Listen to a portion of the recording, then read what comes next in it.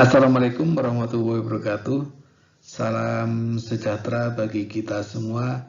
Jumpa lagi dengan saya di channel IPS kelas 9.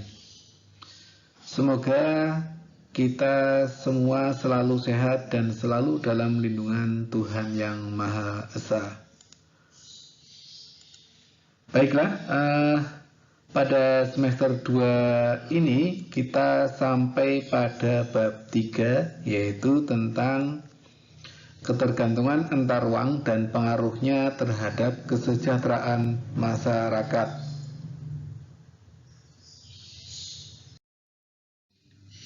Pembahasan awal dari bab ini adalah tentang perdagangan internasional.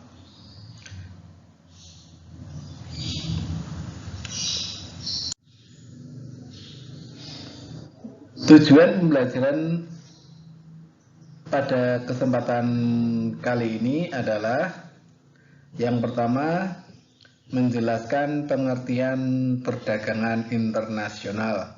Kemudian yang kedua, menjelaskan faktor-faktor yang mempengaruhi perdagangan internasional. Yang ketiga adalah menjelaskan manfaat perdagangan internasional. Dan yang keempat adalah menjelaskan hambatan perdagangan internasional. Ya, coba anak-anak perhatikan gambar berikut ini. Apa yang sedang dilakukan pada ilustrasi gambar tersebut? Ya, betul. Gambar tersebut menjelaskan bahwa di pelabuhan itu sedang terjadi kegiatan menurunkan barang yang berasal dari negara lain. Kegiatan tersebut merupakan salah satu kegiatan perdagangan internasional. Lalu, apa yang dimaksud dengan perdagangan internasional?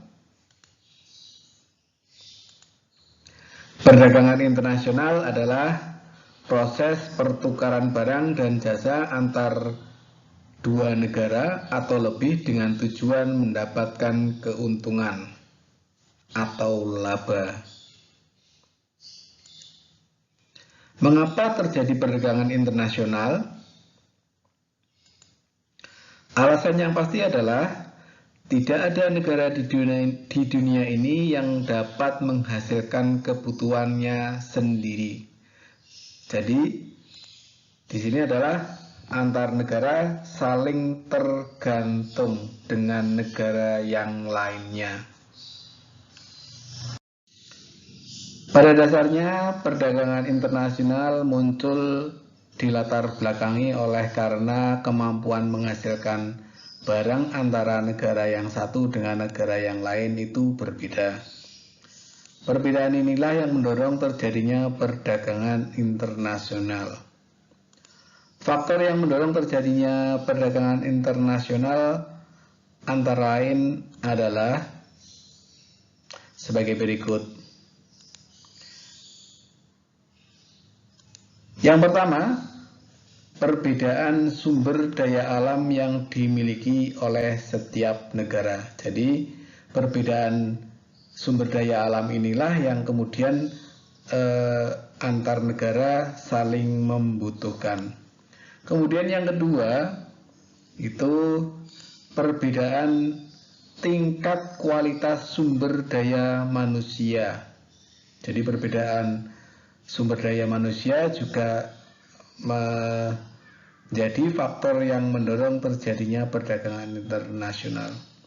Yang ketiga adalah perbedaan ilmu pengetahuan dan teknologi. Ini jelas karena di negara-negara berkembang pasti akan membutuhkan negara-negara yang mempunyai teknologi lebih maju. Perbedaan suatu budaya bangsa. Kemudian yang terakhir adalah perbedaan harga barang, perbedaan upah, biaya produksi, dan perbedaan selera. Itulah faktor-faktor yang mendorong terjadinya perdagangan internasional. Setiap perdagangan bertujuan untuk mencari keuntungan. Dalam perdagangan internasional, selain untuk mencari keuntungan, ada beberapa manfaat yang diperoleh, antara lain adalah sebagai berikut. Yang pertama, setiap negara dapat memenuhi kebutuhan akan barang dan jasa. Kemudian yang kedua, setiap negara dapat menciptakan spesialisasi produk. Kemudian yang ketiga, setiap negara mendapatkan barang dengan mudah dan harga murah. Yang keempat, mendorong kegiatan produksi sehingga perusahaan tambah maju. Yang kelima, meningkatkan hubungan persahabatan antar negara. Kemudian yang keenam, meningkatkan pendapatan negara melalui perolehan devisa. Kemudian yang ketujuh, mendorong kemajuan ilmu pengetahuan dan teknologi serta pertumbuhan ekonomi. Di samping manfaat yang dapat diperoleh dari perdagangan internasional, ada beberapa hambatan yang terjadi dalam perdagangan internasional. Antara lain adalah yang pertama, harga barang luar negeri lebih murah dari hasil produksi dalam negeri. Kemudian yang kedua, adanya proteksi. Kemudian yang ketiga, adanya kuota. Yang keempat, ada biaya masuk. Kemudian yang kelima, adanya peraturan. Kemudian adanya politik dumping.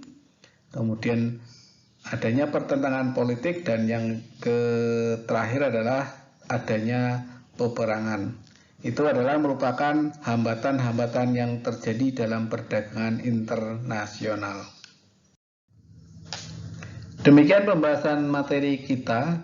Sampai jumpa lagi pada materi-materi berikutnya. Jangan lupa lindungi diri Anda, keluarga, saudara, dan teman Anda dari penularan COVID-19.